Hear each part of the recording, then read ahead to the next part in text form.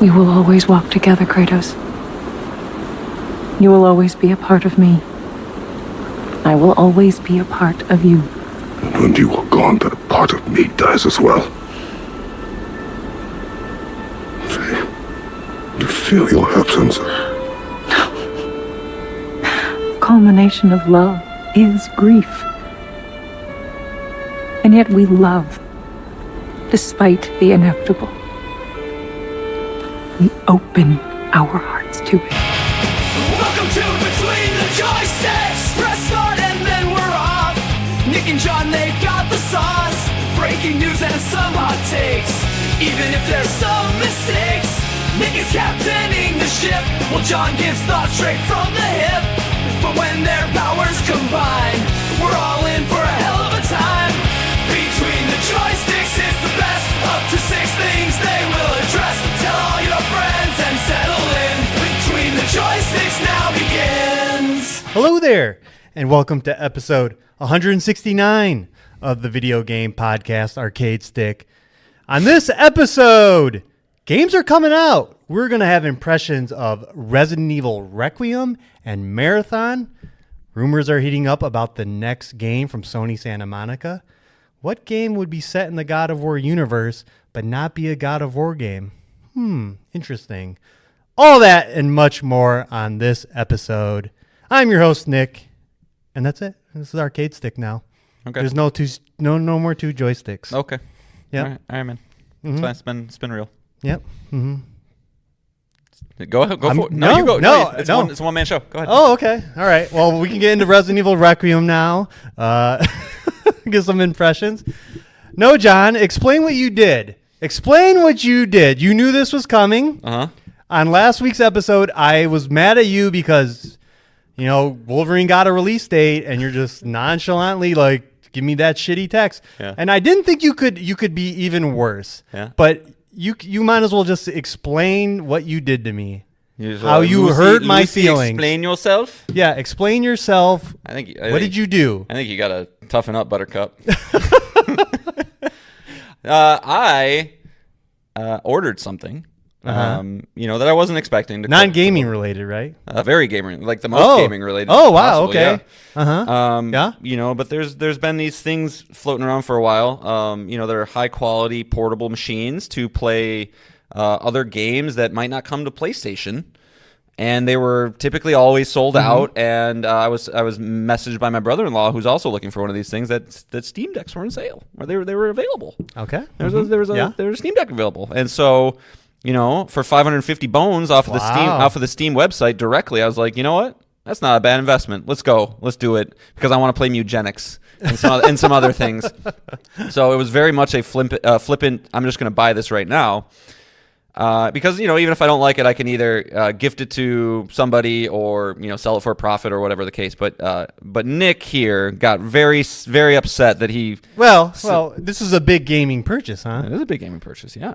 And it seems like when you make a big gaming purchase, A big salad. yeah, a big salad, you share it with your gaming buddies, including, maybe somebody you do a video game podcast with. Like, this seems like big megaton news to share. Well, I think you were more upset the fact that not only were you not informed, but that other people around us knew. Yeah. Now, let me ask you a question, Nick. Oh, How many boy. times Here have we go, you guys. Here we go. withheld information to bring it to the podcast? How many times have you done that? More than once, right? A couple times. Yeah. I refrain from emails we get or If listeners certain of the news show items. could have been flies on the wall yesterday when I walked into work, it would have been a great time to watch. And that's what I was hoping for here. And I probably should have, made some arrangements to say, hey, everybody, don't tell Nick. Don't tell him. that was your first mistake. Well, I think that was my first and only mistake, if I'm being honest. Yeah. So I should have done You that. either should have internalized it and not told anyone, which I will admit, when I do that to you, it is very hard. Yeah. It's very hard to be like, I have juicy information and I'm going to save it for the show and just not bring it up to you, even though we work together and I see you hours every day. Well, and it's funny because, typically we're with each other on the same floor every day. This week has been a weird one where I've been actually at a different site. And so I got to admit, it didn't even pop in my head the 4 minutes I saw you on Monday or anything, and then I obviously spent some time with some other guys. So, like, I want to plead a little bit of ignorance there, but I also did want to kind of have that blow-up moment because, again, I walked into work yesterday, and there was a picture of what I thought was Napoleon Bonaparte on my monitor. No. Just an old-timey looking 1800s dude in some fancy uniform, right? So I was like, who the fuck is this? And he goes, it's Benedict Arnold. I go, oh, okay, I understand already. And so, and then proceeded to listen to Nick scream and yell at me for a good 5 minutes, which I was hoping to bring on here. But here we are. So, I will say I have yet to get any type of notification from Valve that it's like shipped or anything. And they said 3 to 5 days. So I'm wondering if there's some sort of scenario where it's like, they inputted too many orders at once and like, oh shit, what do we do? So we'll see. But yeah. Well, I do want to tell kind of the story from my end because it's kind of like finding out about like a party that you weren't invited to because that's how it felt because it's a pal of the show, Nick. We've talked about him on the show before. He did some of our music. He's a great resource on helping us with the show, and he writes in occasionally.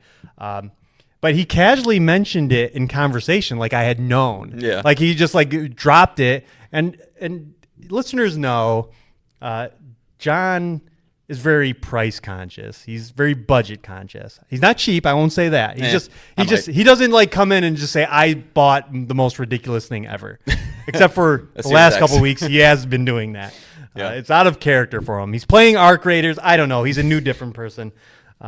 So he had mentioned it so casually that I was like, wait, what?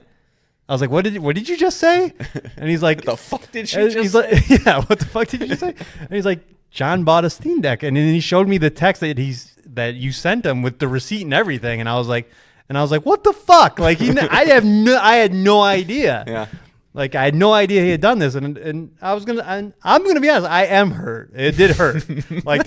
when other people know like big video game stuff, and I didn't know. I was like, but it made sense. Like I was like, because the same kind of situation happened when you bought the Xbox Series X. It was like the right time, the right moment. Yeah, and you knew like because that was like during COVID, and even at that time, the Series X was like the hard to find item. Yeah. So even if you bought it, just like the Steam Deck, you could turn it around very quickly. So it made sense in my head. That's instantly where I went. I was like, well, he wants to play Mugenics. I know that. And then if he doesn't like it, he can just turn it around. Right. And the other side to this is like Nick and I were other Nick, pal of the show Nick. We were talking about it last week, and he's been wanting one for a long time. And I mentioned like, oh, my brother-in-law is looking too.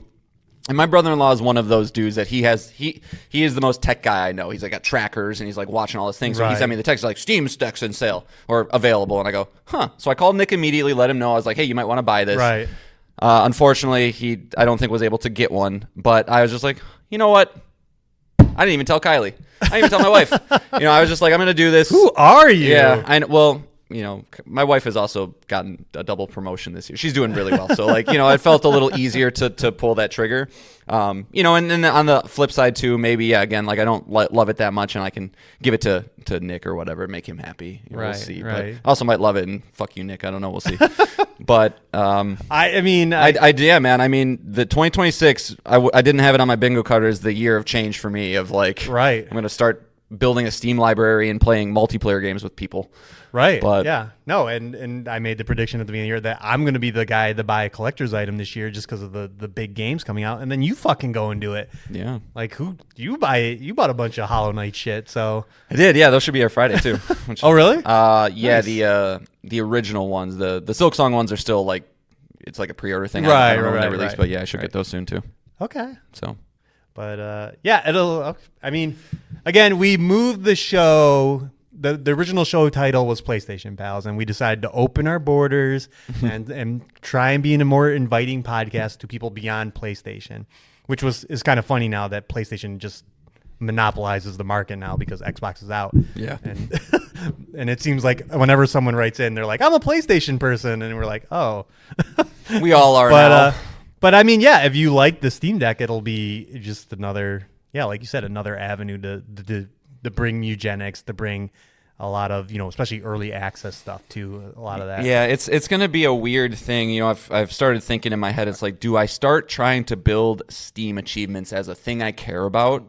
Or do I not? It's going to be very hard. I know, because then I look at a game like Hades 2, and I go, what do I do with you? What do I do with you? That was my next question. Like, do I just buy you? Because, Because, again, that's what I did with Hades 1. I bought it on Switch because it was there, and I played it, and then I played it again on PlayStation and Platinum it, and I had, I never once felt burned out or like, oh, I shouldn't have played through this twice.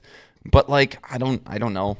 I also feel like I should just be patient and play the other things that are available, like the Nugenics, and honestly, I don't even really know what else, but we'll figure it out. Mm-hmm.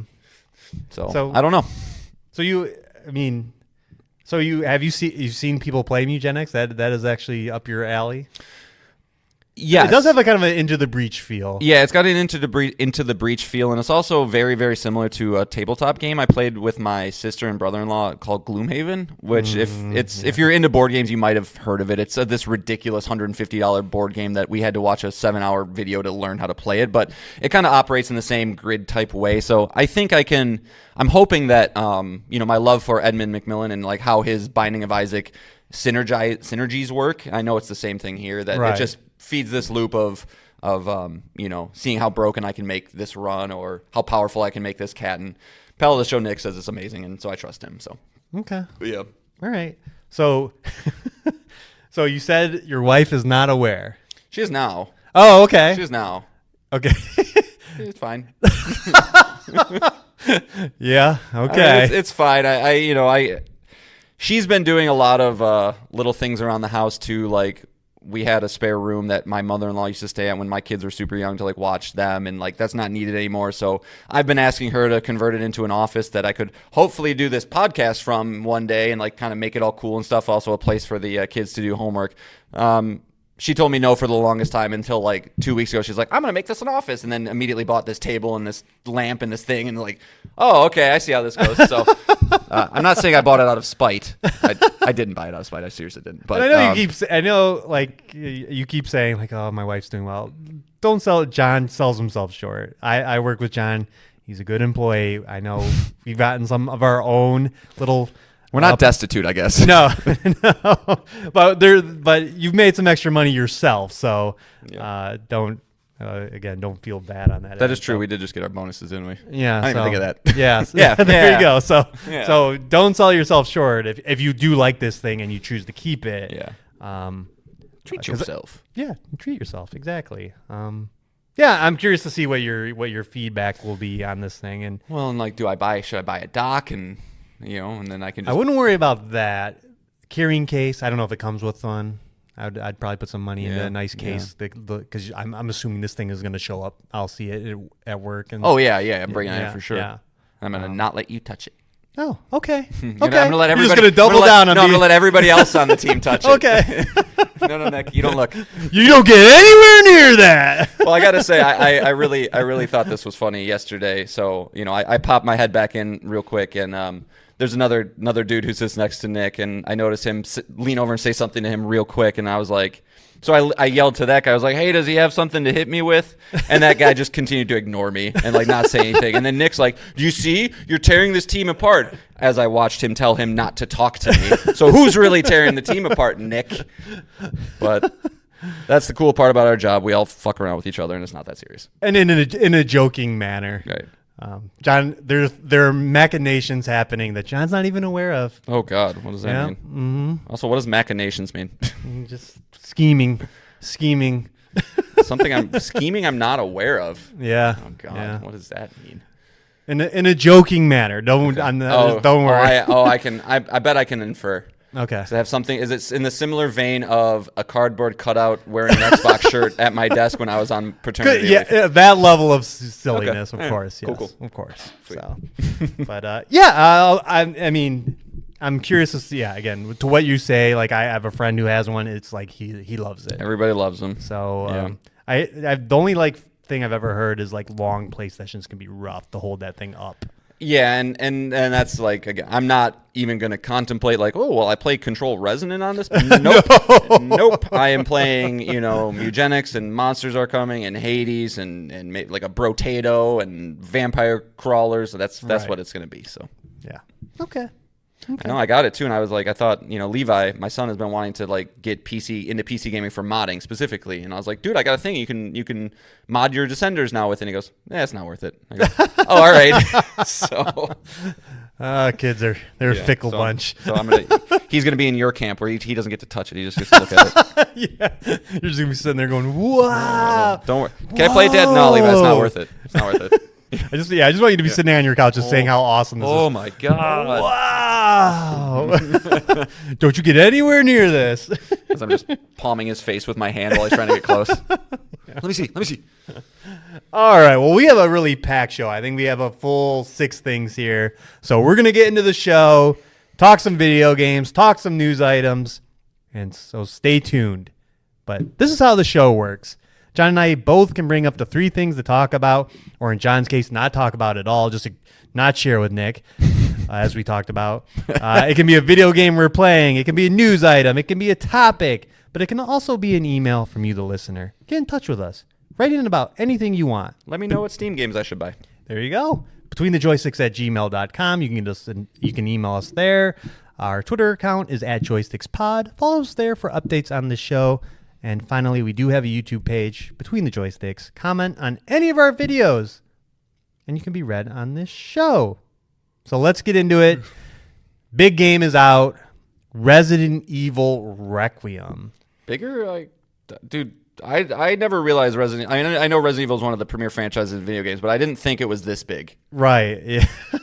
Well, I mean, it's back, obviously. It's the 9th mainline entry.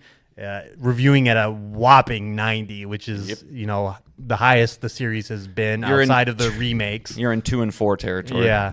I was going to say, can you believe that Resident Evil's at 9 at this point? Mm-hmm. That we're getting Resident Evil 9? Yeah, it does seem a little surreal. Yeah, I remember playing Resident Evil 2 on PlayStation, and if you told that little fuck, my younger self, like, you're going to play the 9th entry in this game in 2026, I'd have been like, what? I think a lot of it is like, the nature of getting a lot of remakes in this franchise, right? We're going back to 4, now we're back to 2, we're in 3, and then like all of a sudden you're at 9, you're like, whoa, right. Maybe it would have felt a little more sequential, but yeah, it's there's not many franchises that reach those double-digit entries. Mm-hmm. Final Fantasy is obviously a big one, and certain ones that aren't numbered like Mario and whatnot, but yeah, it is. I mean, there are many pillars of gaming, but Resident Evil is a pillar of gaming franchise. I mean, it has 9 mainline entries, but there's, close to 40 games at this point. Yeah, I love to play the Mount Rushmore game, of anything, and it's got a real case to be on there.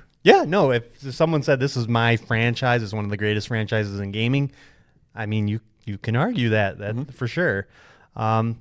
Yeah, and again, Resident Evil Requiem is a survival horror game. This one has dual protagonists. You have the new to the series, Grace Ashcroft, an FBI analyst investigating some mysterious deaths, that gets her kidnapped by ex-Umbrella scientist, and Umbrella is the big evil corporation of the Resident Evil franchise, Victor Gideon. But hot on the trail of Victor Gideon is a character we're very familiar with, Leon Kennedy. This is his 3rd game that he stars in. Resident Evil 4, Resident Evil 6, and now here we are. Wasn't he in 2? Oh, 2. Yeah, of course, 2. Yeah. Introduced into Resident Evil 4, Resident Evil 6, and now Resident Evil 9. But before we get into the game, since its reveal trailer last year, there was a lot of rumors around this game about it being open world. And we do know now that this is a very traditional Resident Evil game. It is coded very similarly to Resident Evil 1, 2, 4, and 7, which I'll get into later. But it's not open world at all. And a lot of the theories we had about this maybe trying some really crazy different things. There are some new things here, but for the most part, if you've played any of those games, you're right at home. This is comfort food.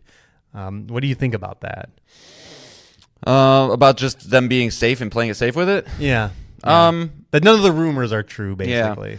I don't know. I mean, a lot of times when I'm a big where there's smoke, there's fire guy. So, Resident Evil, especially with the later ones, there seems to be a push with DLC. So maybe there's some sort of like rumblings that, there could be some sort of like connected area that you can explore different areas or something like that. I'm not sure. I mean, I wouldn't read too much into it. In fact, I'm kind of glad. Like, I like comfort food. I like to be in my element. Sometimes surprises are great. Like, I look for surprises in certain ways, a lot of times through new IPs and things. But, you know, it would be weird to me to play a Resident Evil game in open world, even if that would be a new, unique experience. So to know that they went back to their roots and that we got the quality of it that we did with the 90 out of 100, I think that obviously was the right call for them to do. Yeah, for sure.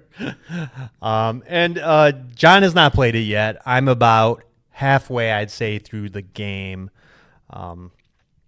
And yeah, I like it. It shares such a DNA with 1 and 2 especially. The game once you're out of like the prologue, basically, once you're in the game, it is like Resident Evil 1 and 2, meaning that it's third person or first person in this case, but you're in a building and it is kind of like locked in certain ways. So you can only do so much. It kind of like naturally progresses you things because you don't have the right keys or the right item, or, you know, it just naturally closes you off. And as you explore the house, it eventually opens up more and more, just like the police station in Resident Evil 2, the mansion in Resident Evil 1. And it feels at home. And I will say this game feels incredible. I'm loving it because it just feels so much like Resident Evil. And I know, like, it's been kind of like a repeat statement over the last few weeks. It's like, why didn't you play 8? Why didn't you play 7? And I do really think it is because, to me, Resident Evil is a third-person game. And I know they went back and added it to 8, but I think that was the biggest turnoff to this franchise for me. No, and that's a fair. I mean, that's the easiest, you know, reason I think to avoid those. But I also do remember you once upon a time saying I hate first-person shooters, and then Cyberpunk came out.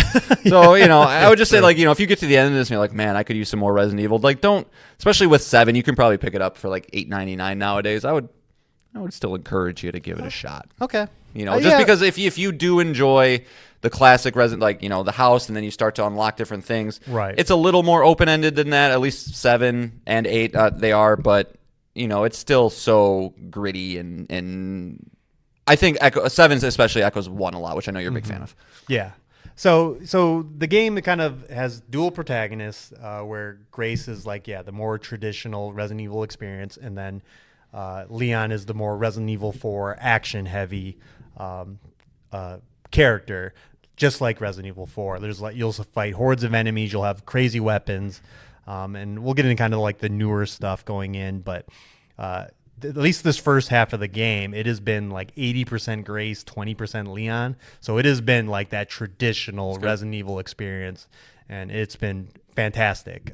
You know, I think, you know, it having because Grace has all the old systems, right? You're worried about backpack space, and you're worried about inventory. And if you want, you can play with ink ribbons if you want, but you have to still go to typewriters to save and stuff like that. And I will say that a lot of the previews mention that Grace is this underpowered character, you know, and definitely compared to Leon. She doesn't get shotguns or crazy weapons like a rocket launcher or anything like that. She just gets a pistol, a magnum called Requiem. I don't know if that's why the game's called Requiem, but you do get a magnum called Requiem, and you have very limited ammo to that. But she holds her own. Obviously, you don't want to get in combat encounters.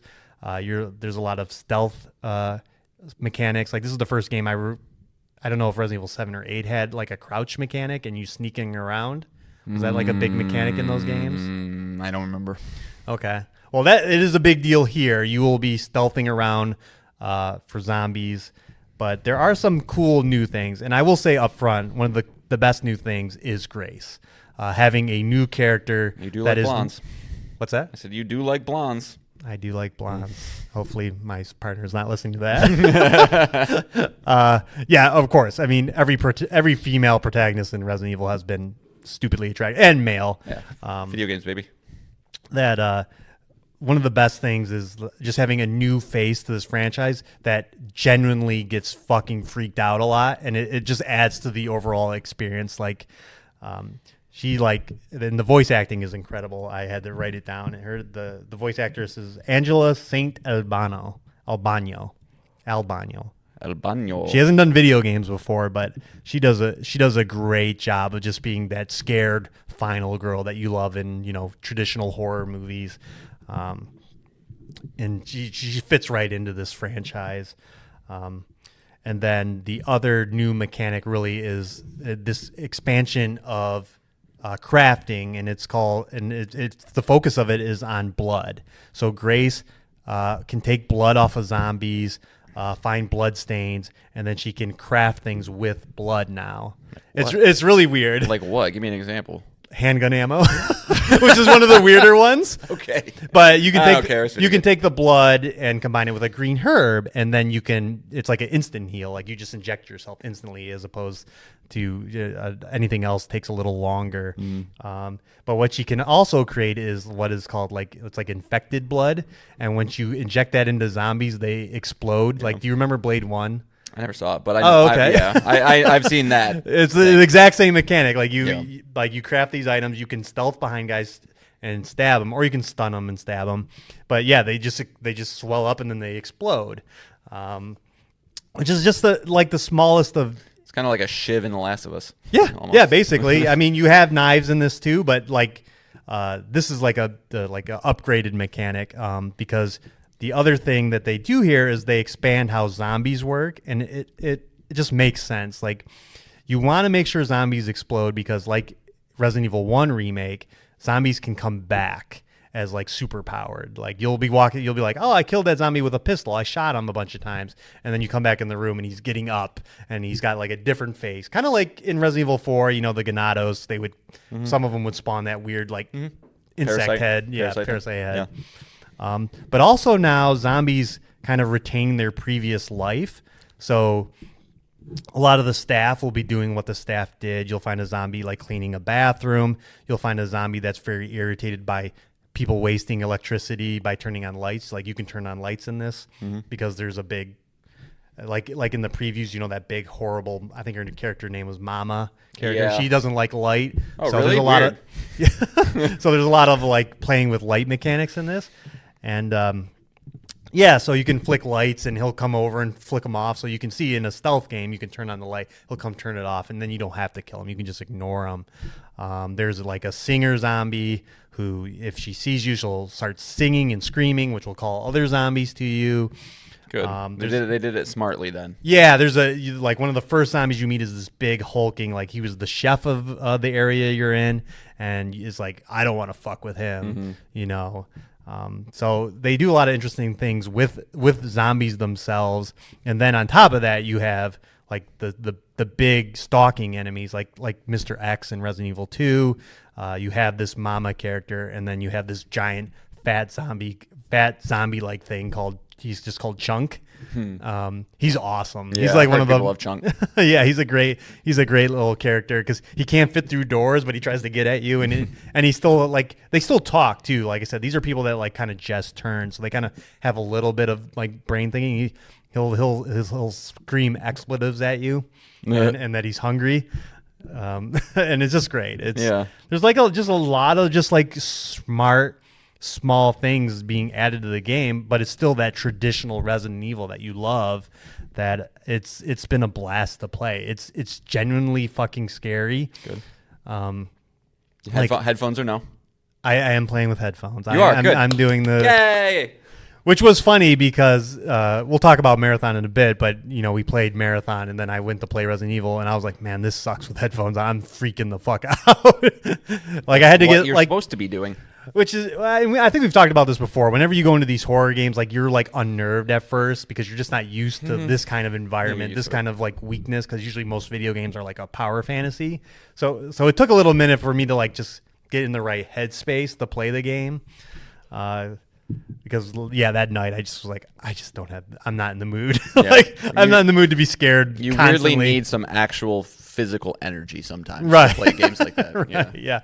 Yeah. Like we talked about, like survival horror. It's like it's on your psyche, but yeah, all the other traditional like you're concerned about ammo, you're concerned about resources, you're concerned about bringing things with you because she has limited item space, and so you're living like this fear state all the time. And then you switch to Leon. And I didn't. Did you know that Resident Evil games usually take place the year they came out? No, I didn't know that was a thing. So like Resident Evil 2 was what, 98 or whatever. Yeah. And Leon was this young little, upstart, and he played just like Grace. And now it's 2026 and he's in his 50s, Leon.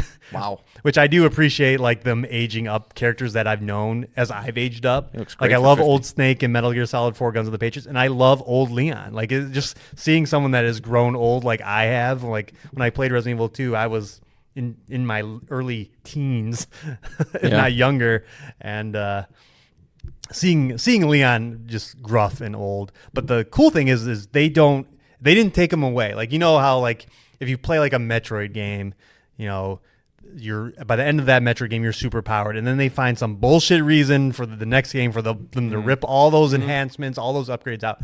They did not do that to Leon. Like you open up his inventory and it's just a giant case, like as huge as it fills the screen. Like there's no reason. Is it already full of guns and stuff? Yeah. Okay.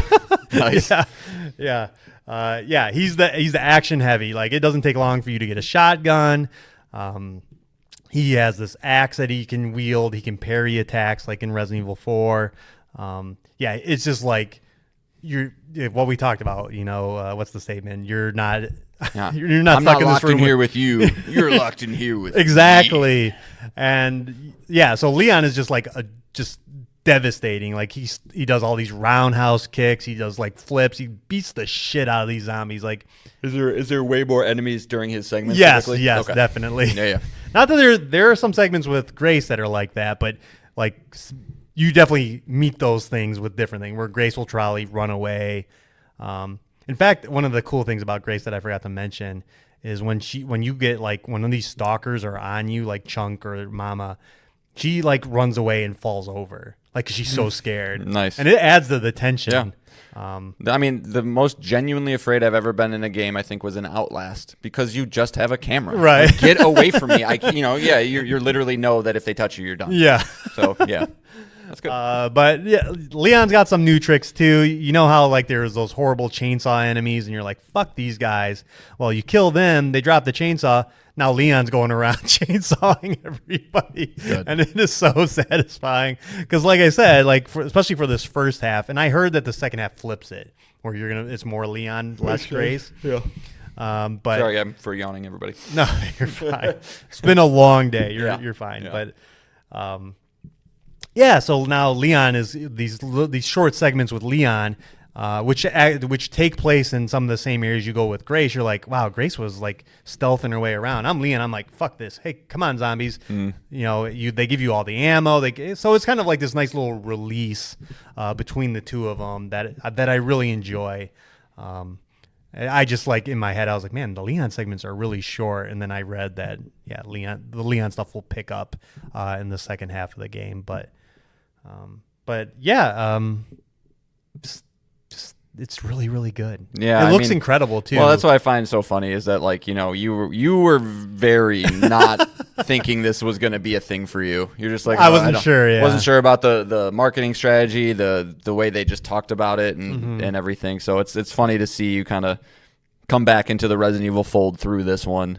And yeah, I'll be interested to see if you do have any inclinations, and even if it's not obviously right now. I mean, to play 3 or 2 games, back to back of the same franchise is a lot. But like maybe when Halloween rolls around, if there's not something that's modern, maybe you go backwards a little bit. But yeah, I think it's nostalgia, right? It's like I love remake 2 and 3 a lot, but I love Resident Evil 1 remake on GameCube is like my game.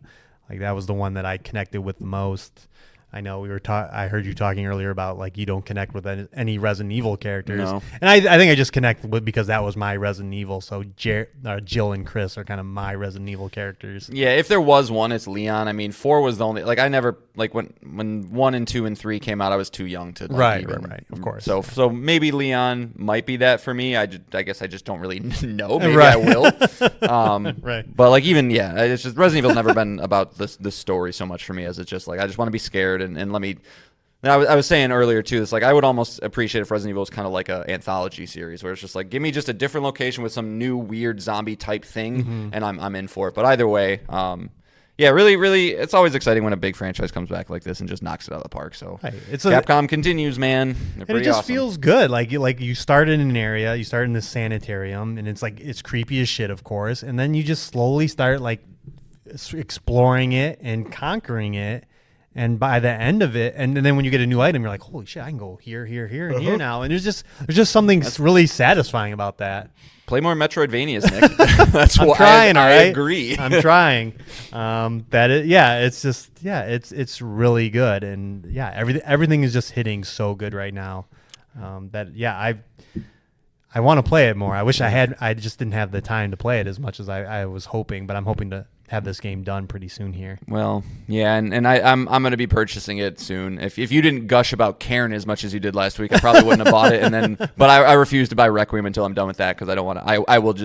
I will beeline to Requiem. Right. Yeah. So I'll get through that. But I do plan on buying this as soon as I possibly can too. I was kind of waiting to see if you got it physically or if maybe Pell the show did it. But kind of what I mentioned on the front end here, it's like it's already sold 5 million copies. It's sold out everywhere. I knew Resident Evil was huge, but not like that. So might just get it digitally also and just kind of join the party, But we'll see. Maybe by the time I beat Cairn, there's a physical available and I go there. I don't know. Who knows? Yeah, I mean, we can quickly touch on that.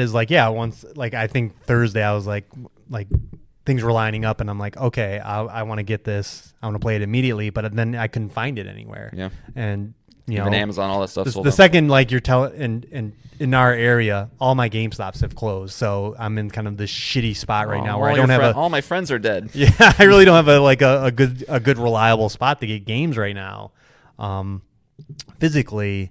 That the longer it takes me to find a game physically, I'm losing the value, right? Like if it takes me 2 hours to get a physical copy of Resident Evil Requiem, it's like I don't care. Yeah, I'd rather just get it digitally. Well, especially this too. It's like you like it enough, you play it third person. Maybe you do want to go back and at least see what first person is all about. Yeah, and there's a lot of other news around this, especially involving the PlayStation 5 Pro. Like a lot of it's the PlayStation 5 Pro has been out, but there hasn't been very many games to go. You want to play this on the Pro? It was like what Rebirth was the only one. Is the big one. Yeah, I was going to say Alan Wake 2, but I think it was the opposite, where it's like don't play that one. On right, right. So and this one is, and it sounds like it's going to look even better. They're going to release a PSSR update. There's super sampling PlayStation's version of it that they're going to update this game, and it's going to look even better going forward. And yeah, maybe I should have got a PS5 Pro instead of a Steam Deck. I'm just kidding. I don't really care. Have you ever seen this before? I'm looking on Amazon right now. It lets me add Requiem to my cart and go to checkout, but it still says it's out of stock. Have you ever seen that before? No. Is that just basically put you on a wait list? I don't know. It ships? Yeah, I'm not going to risk it. Yeah. But I mean, do you have any questions? I mean, we'll talk about it next week. I mean, it's one of those things. Like I'm not a spoiler sensitive guy, but we don't need to talk about it. I know it's great, right? Like I know I'm gonna want to play it. Mm-hmm. We can have a big long meaty discussion maybe once we both, if there's any story implications to talk about or anything like that. But yeah, and again, I won't spoil anything, but so far, no, there hasn't been like oh my god, yeah, the trailer showed Raccoon City. There really has not been a mention of that, other than there's a small side story about it. But yeah, we'll see. I wonder where the story goes, because I did look up the definition of Requiem, because there's a gun named, but I'd be shocked if that's the only reason they named it Requiem, which it means an act or token of remembrance. So towards the end of this game, you might start seeing some Leon's walking if you mention the back half is more Leon focused, I could see him actually absolutely going to the police station or something. Right, of course. Wrap it all up. Which I believe was in one of the trailers. I think he actually walked in a destroyed version. But I don't know. Yeah. But how long is it? Is it just a cutscene, or do you actually get to play there? Right. I don't know. So, yeah. It's just, man.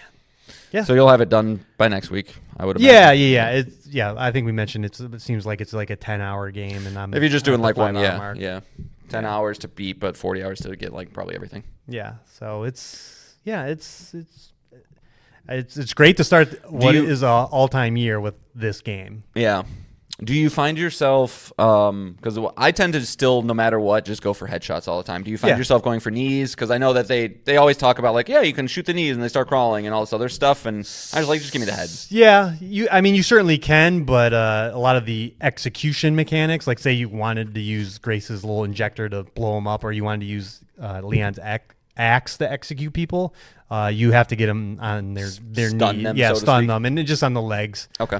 Seems good, but yeah, it'll be fun to talk more about it, like when John's in it, because there's just some good. There's tons of good stuff in this. A bunch of good surprises. Yeah.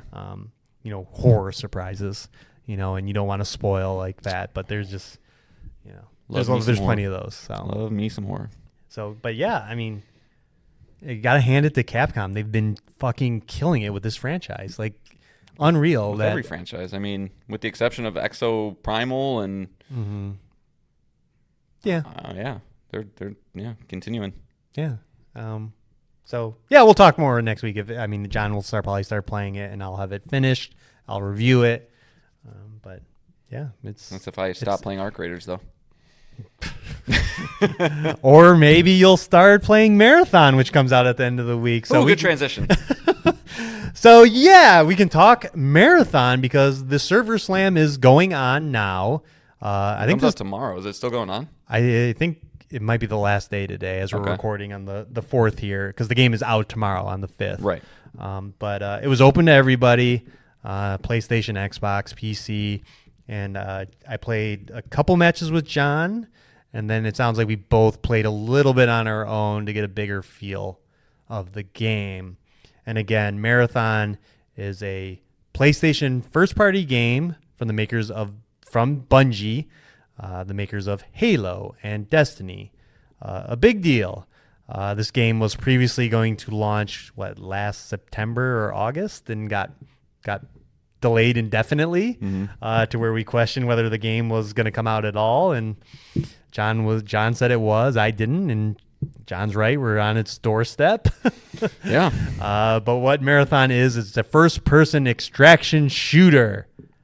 And what does that mean, John? I'll defer to our extraction shooter expert on this show. But what is an extraction shooter? So an extraction shooter is a multiplayer game where you have a map that you'll load into. Oftentimes you'll have a couple different maps, perhaps. I'm going to probably talk a lot about Arc Raiders through Marathon. No, I want so like that in Marathon lens. and Arc Raiders, right? You have 5 different places you can go, and there's different loot throughout all those maps, or through those maps. And your mission is to go in by yourself or with a team, get all the things you need, and then extract yourself or exit the map through various designated points on that map, and you have to do so safely. If you're unable to get out with your stuff, you lose everything you have in your backpack, maybe besides 1 or 2 things if you have like a special spot. But yeah, it's a loop type game, right? You're going in, you're getting stuff, bringing that back, using that stuff to level up your guns or your workbenches, and then just continuing that forward as you get stronger and stronger and stronger. Yep, and typically, and the same with Marathon, I'm sure it's in Arc Raiders, that you have vendors,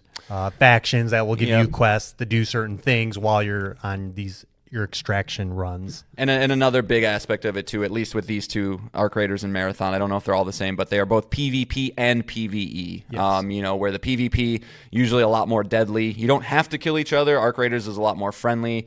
Marathon does not seem that way. So I've not run into any human players that were like, let's not shoot each other. Right. Right. So yeah, so it's just it's like one of those, like, you're just grinding, getting stronger and stronger, but you're there because you enjoy just the moment-to-moment 15, 20-minute loop that you're doing. Yeah, and the risk involved, right? Mm-hmm. I assume people, as much as it sucks to lose, good shit and good loot, but that's part of the appeal, right? Oh yeah. When you're doing the killing, it's like, oh, I get to get all his shit. Well, yeah, I can't speak to that because I'm a nice boy and I don't like to hurt other people. But in Arc Raiders, I had a match where I got downed and I crawled myself to the extraction, hit the button, and got out as the bar was like. It had to have been a quarter of a second from me getting in or out, and so it was like, oh my god, it's that that relief that you did the thing that you were hoping to. Okay. So what do you think about Marathon? It's a first-person version of this. Yeah. It still has loot, in the same tiers of loot you would expect. It has 6 shells that you can pick from, which are basically kind of classes. with varying abilities. I think I went with what is called the Recon Shell, which it actually has 7. I guess I'm looking at IGN right now. I think one of them is hidden in the server slam though. Right. Yeah. It was. I was playing the Recon. I had a regular move in which I send out a drone that would home in on people and explode, causing them to overheat. And then my ultimate, quote unquote, was like a radar ping, and I could see enemy locations if they were within a certain radius of me. And I think my team could see that as well. Yeah. Yeah. So, I mean, this is definitely a tale of 2 different types of games, 2 different types of experiences. It depends on what you are looking for. I think Marathon is a high quality experience. I think that there are going to absolutely be types of people who are looking for more of this type of game than something like Arc Raiders delivers. But I can tell you first and foremost, this is not for me personally. The couple runs that we did were cool, but I don't want a game where every single time I come across a person, which is probably going to be almost every single match, that I have to fight for my life. I don't like it. It just doesn't vibe with me personally. I mean, there is a stealth character to the game. I mean, technically you could, and the game doesn't require you, unlike Arc Raiders where you can load in the game single player and everyone loads in single player, with Marathon, you can load in by yourself, but not everyone else is by themselves either. So I mean, you and I we did 2 stack. We never added somebody, right? No, we did. We played the first one accidentally, I think, with a person, but it ended very quickly. Okay. Yeah. We didn't quite know what we were doing. So that is the big turnoff to you right now. Yeah. Just the sweatiness. Yeah. At the end of the day, I mean, I kind of love how different and similar these 2 properties or projects are, because you're just capturing a lot of people that want a specific version of it, but where. Let me formulate my thought a little bit better. I will play the shit out of Arc Raiders simply because I can hang out with my friends and feel so little stress until I want to implement that stress, right? When I'm going through Arc Raiders and I see a little drone in the distance, I can easily avoid him and I can go into this building and I'll probably come across a person, and 90% of the time they're going to say friendly, friendly, friendly, and it's great, and I can get the loot I want and I can get out with a 80% success rate. The moment I loaded into Marathon with you, I knew immediately this is just just go, go, go, go, go, go, go, get what you need, and just hopefully you can get out by the skin of your teeth. I don't find a lot of enjoyment ever when I win a gunfight against anybody. It's just not the type of thing I enjoy, and a lot of people do. But taking the loot systems that Arc Raider provides that give me the love I have for that game of just slowly building up, but implementing some sort of system where you're increasing my chance of not getting out by 40 or 50% because I'm going to get killed by a person sucks. Every time I die to somebody in Arc Raiders, it sucks every time. And so it's why would I sign up for that? Right. Well, and I'm sure this is in Arc Raiders is most of the time, you don't see it happen, right? They come across you, and if you're the first guy they see, or you're the only guy, you could be dead and be I there's nothing I could do, right? Mm-hmm. They killed me instantly.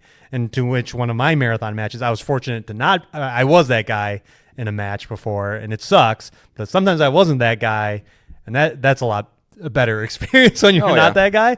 A guy on our team got down, and then I obviously realized what was happening. Oh shit, these are actual other players, not the typical computer enemies. And it was a fun firefight, which we did win. Yeah. We kind of retreated back into a building, and I think because the buildings are very confusing and nobody knows where everything is, that we were able to get them to come in and just wander around and pick them off one by one. Yeah. Yeah. Anytime you can employ strategy into it, it does become a lot more fun. I am not a strategic guy.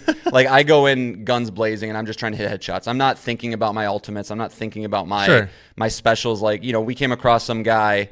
That exact thing happened. Actually, I was playing with one of my other buddies. He gets sniped in the head. He's down immediately. I'm like, what just happened? And then I see them running at me. I'm like, oh God. And then he just throws out this little spider drone thing that just homes in on me. I die immediately. And so, I can sit here and I can try and learn that strategy, but I'm not trying to talk too much about Arc Raiders here. I know we're here to talk about Marathon, but I mean, to be fair, I mean, unfortunately for Marathon, they have to be compared to this. Oh, yeah. It's the big extraction shooter. It was what, an 88, 89? Like, it's a very well-reviewed game. Like, well, and that's why I think every comparison will be to this game because it just came out too. And it's cool though that I think they are going for different things because, like again, playing Arc Raiders, when you get down by an enemy of a PVE of the environment, you get down and then they just kind of leave you alone. So you can kind of like slink around and be like, hey guys, I'm down, and you can find some safety. Your friends can come rescue you. You can formulate a plan. You can take the enemy out and do all that stuff. But yeah, again, in Marathon, you're just dead immediately. You can't get revived. You can't have those moments that I was talking about where you're crawling to an extraction point. It's just you so can get fast. revived as long as one person's still alive. For sure. All I'm saying is like it just seems like it's much less likely that that's a thing that you're even like hoping to happen. It's just like, oh, I'm gonna die. Right. Holy shit. Right. You well, know? like we talked about, it's a first-person game, and I think that just generally invites violence, I should say. 100%. And like, yeah, and I don't want to sit here again. I think I led with this saying, like, I think this is a really good game. I think, I made that prediction that, I think Marathon will find success. It's not going to be with me, but there are the people that play Call of Duty, the people that play Apex Legends, Escape from Tarkov, those type of high intensity things. Like, absolutely, I think this game, is going to do well because Bungie, I can say this for sure, still knows how to make shooting feel good. Right. The shooting does feel good. It absolutely feels good. And I think the art style, while it will turn some people off, it's incredibly unique. What do you think about, not just the art style in-game, but the art style out-game? Did you interact with the factions at all? No. Okay. They have some really trippy introduction videos to those different factions. I will say some of the loading videos where you're just seeing like bugs and weird shit float around. It's like, it's a vibe, man. And I kind of dig it because I like weird, obtuse things. Right. So it's like, I almost wish like there was a slider in Marathon where you could just turn it to Arc Raiders mode. And I would love to just run around there and be like, hey guys, no, we're good. Like, but let me ask you a question because you played a lot more of this than I did. I played the 3 matches with you and 2 with my friend. I was like, I'm good. I know what I'm about. Mm-hmm. Was there ever a point where the enemies of the environment were more than just like humanoid robots? No, not that I saw. So and that's kind of where So I rolled with guys that were talking a lot, and I picked up a lot. But because there are enemies, like when you start shooting them, their shields will reflect the color of the loot that they are. So you'll start shooting a guy and he'll be purple, and you'll be like, oh shit, he's got purple loot. That's cool. Or if he's gold, you'll be like, oh fuck, this guy's going to be really tough to kill, but that's like legendary loot sitting there. That's a cool way to do it. Because what I was going to say is that due to the PvP nature of it, you almost can't have anything more than that. And part of, again, the cool part of Arc Raiders where you load into this map and you see the matriarch walking around. And you're like, there's no way that 1, 2, or even 3 people could probably kill that thing. Mm-hmm. Maybe you can do it with 3. Yeah. But what eventually happens as the matches go on is somebody starts to attack it, somebody else starts to attack it, and all of a sudden you got 8, 10, 12 people attacking this thing, and then all of a sudden you have this beautiful. Yeah, you have this awesome moment where like you're all doing it and finally it crashes and you're like, oh, and then everybody runs up to the thing and there's like 75 different loot spots on this big thing, and you get the loot. So it creates this communal thing. Okay. Which makes it, in my opinion, like a very rewarding thing. There are different enemy types. Like I ran into turrets and I ran into bugs. Okay. Like little bugs that try and like latch onto you. But yeah, you probably couldn't have some sort of big hulking thing that like you have to work with the other. It's interesting that you mentioned that. It's like, yeah, what does the game look? Because you get like a beginner zone, a intermediate zone, and like an expert zone. But yeah, what is in an expert zone? Are there enemies where you're just like, holy shit, like either because they do this scale or difficulty. But for the most part, it's basically human-like robots that behave like a computer-controlled player would. Well, and I mean, and even if they don't have it now, I mean, this game will need obviously to have some sort of robust roadmap system where they're constantly changing things out, right? Helldivers. And so maybe there is something in the future where it's like, hey guys, we have a new map. There's this monstrous thing in there. Don't try and kill it by yourself. If you guys want to try and trust your other fellow marathon runners to take it out together, do it. But they also might, you could implement something like that. But you know, that feeling of camaraderie is like, again, I'm the anti-multiplayer guy, but like it's always really cool when it happens. Or I played one where I found a key to a secret room. Anytime you find a locked room, you know that the loot's in there. I get the key in, at the same time, a dude runs behind me. He's like, friendly. I'm like, hey man, come with me. I just opened this. He's like, oh, what? And I was like, just take what you want. He's like, all right, I'll run it past you though if it's something you want. And he took his shit and I took my shit. We had more than enough, and he's like, hey man, thanks man, take care. And I was like, yeah, this is cool. Like, you know, little moments like that. So I think ultimately, you know, Marathon, it's wild because like how could Marathon generate that level, that kind of stuff? Would it be like, do they need to add a single player, single runner mode? That's a start. Like how do they get the community to not shoot first, right? Because it does seem like, I don't know the answer to this, but it almost seems like the Arc Raider community came to that themselves. I don't think Embark was like, hey guys, like you should work together. It's just everybody's like, this is hard, guys. Why don't we just team up? And like it got so prevalent amounts that everybody just believes that now, right? Like I was leading my friend who just bought this game through it, and like he's like, I heard we're not supposed to shoot each other, right? I'm like, how'd you hear that? It's like, yeah, he's just really like, I don't know, weird. I just heard that's a thing, and so I'm like, oh, that's cool. I don't know how you do it with Marathon though, man. I mean, when you have the sweaty, because like it still happens in Arc Raiders, right? Where you get the guys that are just like, I'm gonna fuck you, you know, and then it happens, and you get mad about it. Those people are gonna be more prevalent in something with the first person shooter. I wonder if it's a lot of because we know like they've said on the back end, it's like if you're a shoot first kind of guy, eventually you're just with a bunch of shoot first kind of people. Yeah. Maybe that's what they got to do is they start collecting more data and being like, oh, look at all the Johns playing that are just, they see people and they don't engage them. Like, well, let's put John with all the other Johns that are like him. And then, oh, Nick's going around killing people. Or like those two guys I rolled with that were talking a lot. They were out to get everybody. They were like, let's go to this point because it's an extraction point. We're going to sit there and camp and kill people. And we got there and there were bodies everywhere. And we killed the campers that were already doing the strategy that we were going there to do. Yeah. I wonder how they can curate this and get it to at least be considered. I don't know. I think having some sort of way to load in with just all single players is a great start, because that is something I've definitely noticed in my short little multiplayer tenure here, is that like, yeah, you load in with one guy, maybe 2% of all people in there are going to want to kill you. Mm-hmm. You load in with 3, it's probably up to 25 now, right? Because you're with your crew, and like that type of mentality breeds on itself. So yeah, you know, you start there, because even in Fortnite, right? You play by yourself. You're playing a bunch of kids. You're probably going to get pretty deep. You start playing with 4 people. These are expert level players, right? The further you go up with that, I think the more likely you run into sweaty tryhard type people. Right, for sure. Yeah, it'll be interesting how the game does. Well, I mean, I pulled this up because I was curious if it was still a thing. And IGN, I mean, they have a Marathon review so far. It says, the subtitle says, after 20 hours with Marathon's merciless PvP, I'm completely hooked. So, yeah, I mean, it's not going to die immediately. No.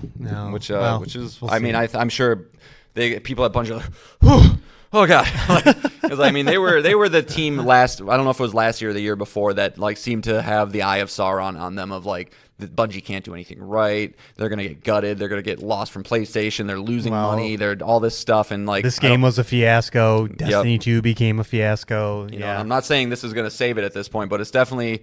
I think they're gonna have okay, we're in. Let's keep it going type scenario. Yeah. Yeah. It'll be interesting. It'll be a game we will watch, but I mean, I think the sentiment here is no go. All right, I'm gonna write a number down. Let's predict the score for this one, because this is gonna be kind of a tough one. I'm gonna write my number down. I want you to get your number. All right, I got my number. Hang on. All right, I'll put this under the Marathon. All right, I got my number. All right, 83. 83. Yeah, I have 75. Okay. All right. Well, we'll see. We'll see. I think it'll be, and I'm thinking that it'll be a game where they're like plays great, but a bunch of like things that quality of life improvements. Arc Raiders is doing better. Is going to lower the score a bit. Yeah. Well, if they can figure out Arc Raiders audio design, because again, I'm just going to keep reiterating this. Best audio design I've probably ever heard in a game with headphones. Okay. I'm going right. to get you to play that game one day, Nick. One day. One day. It's a hard year for me to get into it. I'm not going to lie. I know. All right. Let's get into a couple news stories. First up, Jason Schreier. Big guy in the gaming industry. Big gaming journalist. Bloomberg big himself. leaks. Yep, from Bloomberg. We got a story from him. Two stories. I mean, this kind of involves him. He's been teasing for a minute about what Sony Santa Monica's next game is. He never got into any specifics. He just said that it's not a new franchise. It's a PlayStation franchise that but a different take on it. And PlayStation does have a stable of franchises, so it's hard to say. We've kind of talked on this show about what is Cory Barlog's next game. And then all of a sudden, the rumor mill just exploded. All the industry leakers kind of came out, combined with some comments that Christopher Judge got caught saying that he'll have more to talk about this summer about a project he's working on. And Christopher Judge is the voice actor for Kratos in the 2018 franchise 2023 God of War Ragnarok. I feel like Christopher Judge and Mark Ruffalo should hang out. Yeah, he's on that level. Very bad. Or in Tom Holland, the trifecta. But yeah, so now all these credible leakers are piling on, and we kind of got an idea of what this game is, and that is that it's set in the God of War universe, but does not star Kratos and does not play like God of War and God of War Ragnarok. That it is a third person, is being compared to like Devil May Cry action game. Bayonetta style. Starring Faye from God of War. And if you don't remember who Faye is, fair enough. I mean, she was dead by the time 2018's God of War started. She's just a gold hand, right? Yeah, she's the impetus for the whole 2018 game. She's passed away, and you're bringing her ashes. Kratos' wife. Yeah, Kratos' second wife. Yeah, well. We don't talk about what happened to his first wife. Yeah. That bitch. The character's name is Faye. We got to actually see her in God of War Ragnarok, played by Deborah Ann Wool. She had the great quote. I think I'll probably put it at the beginning of this episode about grief. I can't even remember it, but it was really good. Oh, You don't even worry about looking it up. Okay. It's like in the 2 seconds that she's in God of War Ragnarok, she has this great quote about grief. the culmination of love is grief. Yes. Thank That's you, the AI. line right there. And yet we love, despite the inevitable, we open our hearts to it. So yeah, we don't know much about the character. We know obviously she brought a very angry Kratos. She's the mother of Atreus. She is a frost giant. And I think that's basically all we know about her character. But I wanted to get your thoughts. Again, I'm sorry, Sony Santa Monica, that they continuously are put in this space where their game is not even revealed, not even announced, and we get to just let our minds go wild, right? Like we did with the God of War 2.5D Metroidvania game that turned out to be the underwhelming Sons of Sparta game. That now we got to see. We can sit here and theorize about this game. What do you think? What do you think of this? Well, I think it's important to see how this announcement will be framed within the state of Sony's hierarchy of game releases, right? Like, if this is a spin-off, cool. Like, I'm down for it. I trust Sony Santa Monica to deliver a very high quality, very fun action experience, whether it's starring Kratos, anybody else. Like, I don't have any qualms with that. I'm not jonesing for them to make a Devil May Cry style game, though. I got to be honest. Like, if this was the full-on next God of War game, and then we're just pushing off whatever happened after if there is plans to go to Egypt or whatever, and like that's just getting pushed down the line, kind of mad about that. Mm-hmm. Like I don't really, it's tough to care about a character that you see so little of throughout the game, right? The story of the God of War remakes is between Atreus and Kratos. Like, that's what it is. Right. So it's hard to get attached emotionally, and like I would rather have the big chunky meaty combat that you get with the axe and the blades, as opposed to something where it's like you're doing spins and you're casting spells and like all this high flying stuff. Like, I've kind of it's kind of funny. He had a great pulled away from prediction this stuff before we knew this stuff that that the game would be awesome if it was like a Atreus, but he was like aged up. Yeah. Kind of looked a little bit more like his dad, and like and had the combination of like the anger power fantasy that is Kratos, but combined with his Loki abilities, the animal communication, his ability to transform into animals. And I was like, damn, that's a really good fucking idea to take this franchise forward. Is just like jump his age up, make him a young adult. That sounds interesting to me. And I don't know what to think of. Yeah, because we don't know what it is, right? We don't know is it a prequel that takes place before the events of God of War 2018. I would think it's personally, if I think it's a prequel just because I think they've kind of made it clear they want to move on from the Norse universe. And if you make a sequel, then all of a sudden you got to probably have something else. Well, the prequel would be in Norse anyway. No, but yeah, for sure. But I'm saying like you wouldn't have anything at the end of that game that would maybe be like, are we continuing something else forward? Like it would be a more condensed thing, right? A game that could even potentially end in her death, right? Like we kind of just inevitably know where we're going. Yeah, so it's something I'll reserve judgment. Like one of the things about God of War though that I think it's not lost on anybody, but easy to overlook is that it's such an action-heavy franchise, especially the way that the games used to play, where like the story didn't really matter.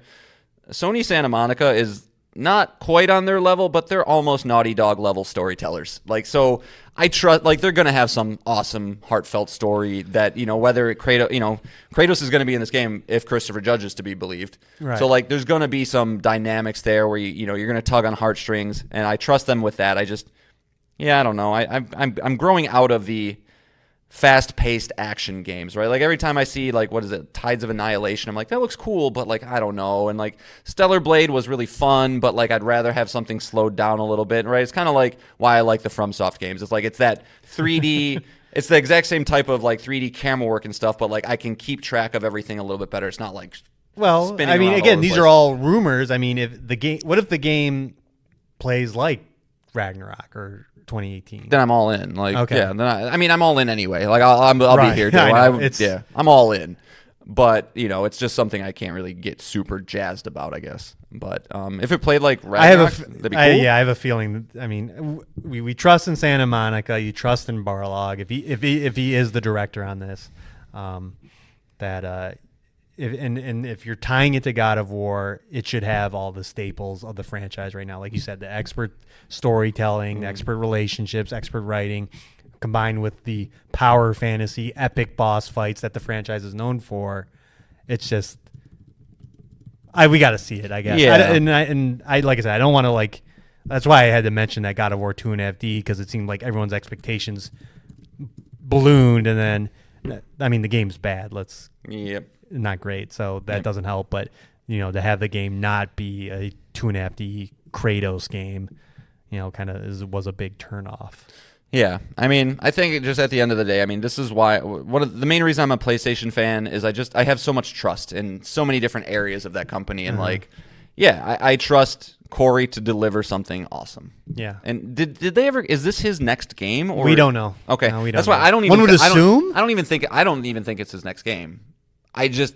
But we're getting to this weird point with his like space thing that he's supposedly working on. Where you're like, okay, did that get canceled? Right. Because like you changed your Twitter header 5 years ago at this point to something space related. So, I don't know, but because he didn't even do Ragnarok, right? Correct. Yeah. So he's getting a little long in the tooth here, but I expect to see that in May.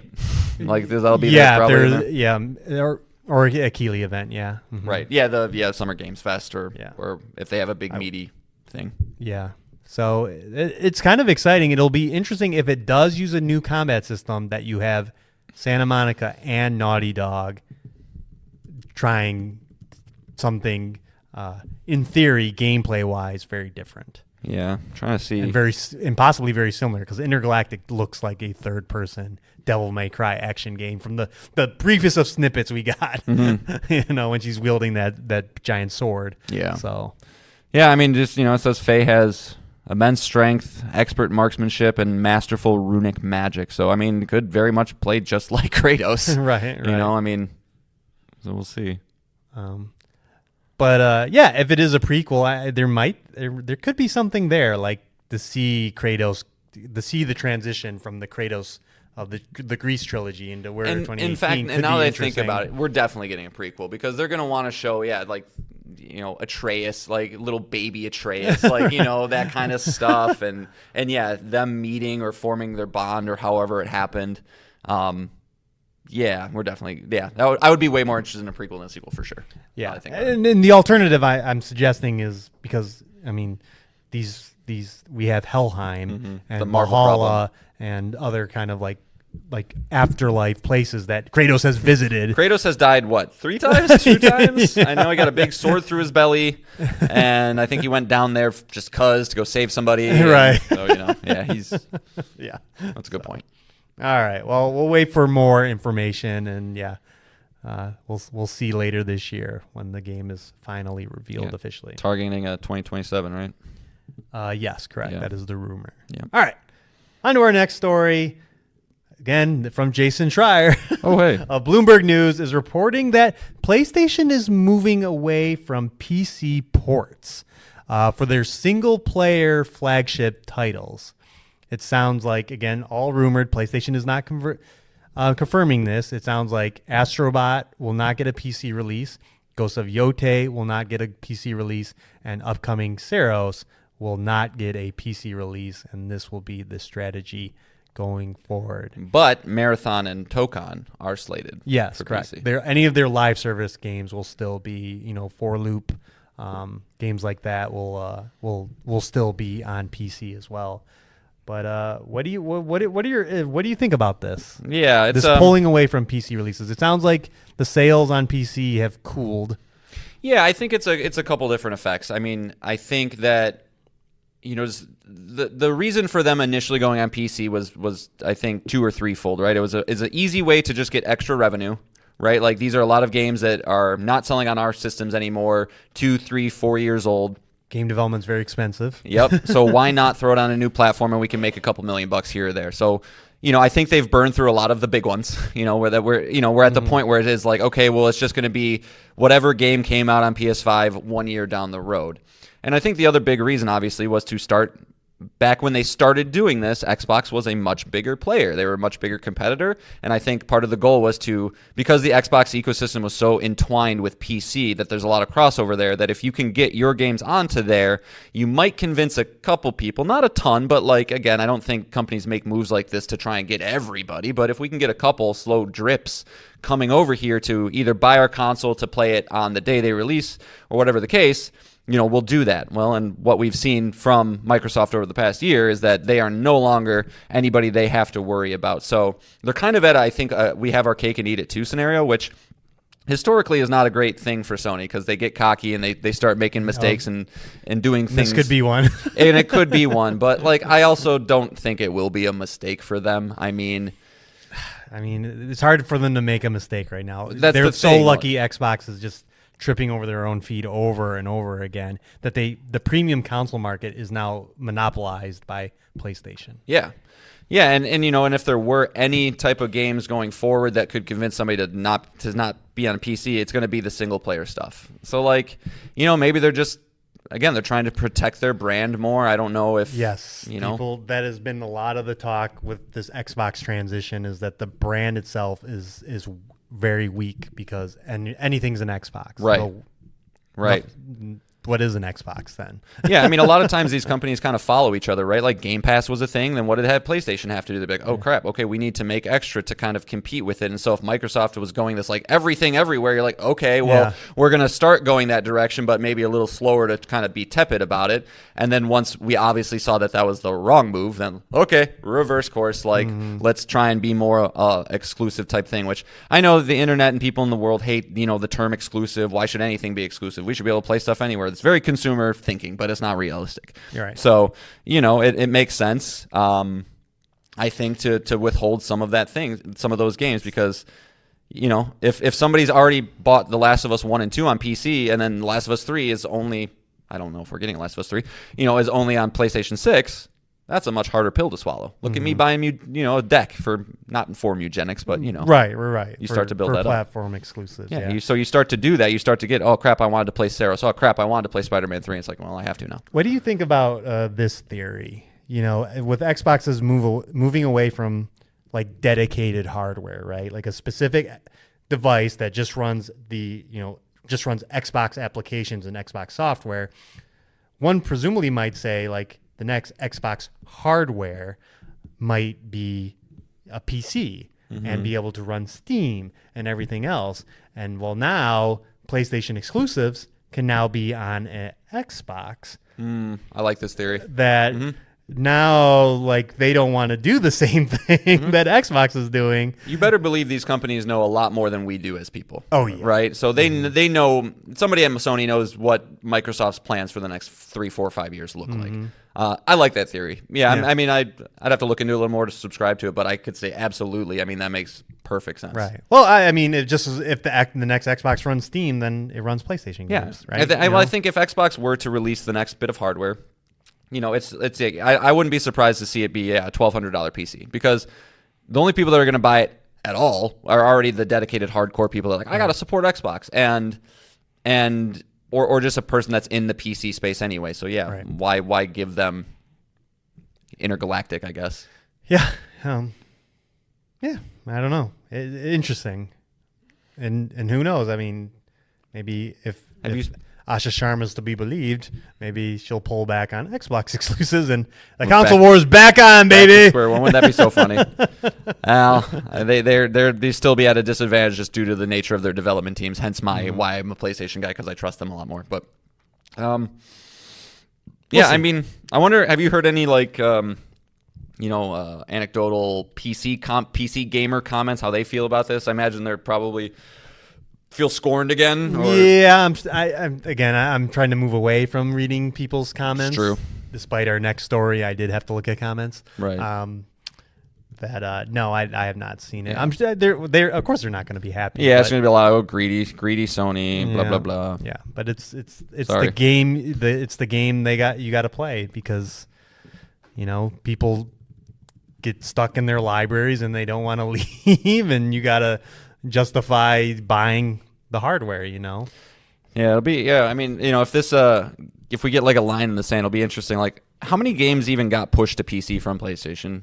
15? Like, it's not even. It's a weird. It's gonna be a weird little era of PlayStation history. 20 years from now. Right. There wasn't that many, but yeah, I don't know. I don't think it's going to. And I will say this affects first party games. They published Death Stranding 2. That's coming to PC. The Kenna game, the Scars of Cosmora, whatever, that's announced for PC. So the games that they're, Stellar Blade, side games that they're publishing on PlayStation, but not actually a PlayStation first party studio, are still coming to PC. Yeah, so. I think the best thing I could say, and I'm not a smart man, but these are moves that I actually could see myself making if you put me in charge of PlayStation. Of that makes sense to me. Like, despite what it's so unconsumer or whatever. Like, I don't think it's going to harm their business at all. If anything, it'll just protect their brand, bring in maybe a little bit more money, not lose much. You might piss a couple people off, but fuck them. Sure. All right, let's move into our next news story. Highguard. Hot off of it being the final trailer in the Game Awards. Its release date back in January. Didn't make it. It's shutting down. Just did not get the install base to continue moving forward. 31 days longer than Concord. So Highguard is officially shutting down on March 12th. It'll get a final patch, I think, today with a new warden and all that, but the game will be officially offline on March 12th. And I will say, that's one ding for my prediction that 3 games will be announced and fail and close in this year, and Highguard now is the first one, which inspired that prediction in the first place. Right. Yeah. So, do you have much to add on to this? Wildlight Entertainment, they had a big round of layoffs. I think they were a 100-person studio. I think after the layoffs, they were like 20. So you knew that. That was the thing. I remember seeing that article a couple weeks ago. Like, yeah, that things weren't looking good, and that this was probably inevitable unless they had like a smaller game they wanted to release. But yeah, it's it's unfortunate, man. I simply cannot fathom.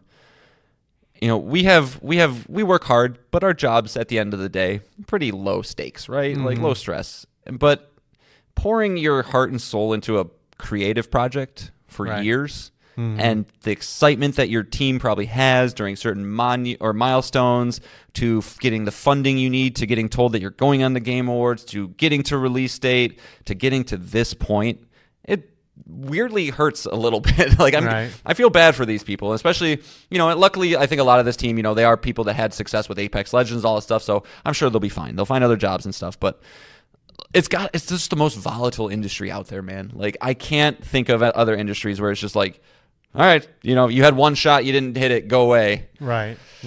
And but it's not surprising. I mean, it's an uninspired game. We said it from the get-go. The characters it's the same Concord big problem with the characters look so uninspired, and you need a banger of a fucking game to turn it around, and like you just don't have that at all. And we don't have the time frame to let you get there. And I don't have a lot to say. I will say I find it funny that people are like blaming Geoff Keighley. Like, do not blame Geoff Keighley. Speaking of comments, yep. Do not blame him, but I will say this. He should have thought a little bit better about the words he used to introduce it, knowing that this was a possibility. Because I'll tell you what, I don't trust him now when he says, like, I've played this. It's amazing. It's like, all right. Like, even if it's true, I'm going to go in with like, okay, we'll see. We'll see. Yeah, and I always do that, I suppose. But right, he's not like a trusted, reliable source on like if you go video back game quality. No, but again, like you seemed very used car salesman in that moment, right? And like nobody trusts a used car salesman. Well, so like you'll turn it around. He's still one of the right, and like again, how many hours did he get with Highguard before? Like he played but like the idea that like, oh, if this wasn't announced last, it would have lived. It's like, no, it shouldn't have been announced last. But it was still a bad game. So even if it was in the middle, it might have had a little bit bigger peak in the beginning, but it still would have fallen to where it was now. No, exactly. We would be here regardless, whether it had a better lead up to launch. It's just just can't really, like we said, you can in this genre you cannot release a bad game. You can't, and you cannot anticipate the reception of it based on who you have employed, right? Like you would think like, oh, makers of Apex Legends and money backed from Tencent and big game award presence, like that formula was not enough to get anything. You just need the banger game, man. I don't know how. Makes you look at Sony's like pushing to try and get it. It's just like, what do you even do? How do you even approach that?